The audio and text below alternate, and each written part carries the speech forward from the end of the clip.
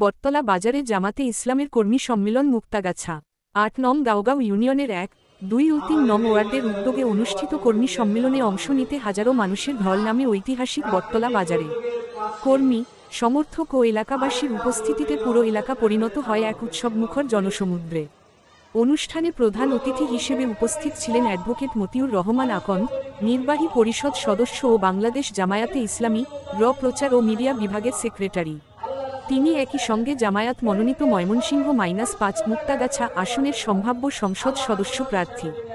বক্তব্যে অ্যাডভোকেট মতিউর রহমান আকন্দ বলেন, দেশে ন্যায়বিচার প্রতিষ্ঠা ও জনগণের অধিকার ফিরিয়ে আনতে সংগঠিত জনশক্তির বিকল্প নেই।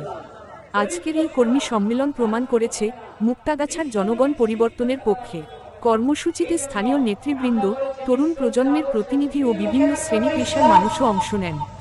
পুরো অনুষ্ঠান শান্তিপূর্ণভাবে সম্পন্ন হয় এবং শেষে দোয়া ও মোনাজাতের মাধ্যমে সম্মেলনের সমাপ্তি ঘোষণা করা হয়।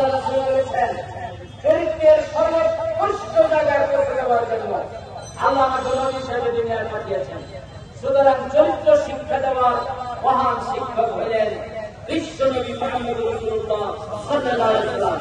চরিত্র ছাড়া রাজনীতি হবে না, বিশ্বনবীর শিক্ষা ছাড়া রাজনীতি হবে না। এই জন্য আমরা বলেছি বিশ্বনবীর আদর্শের ভিত্তিতে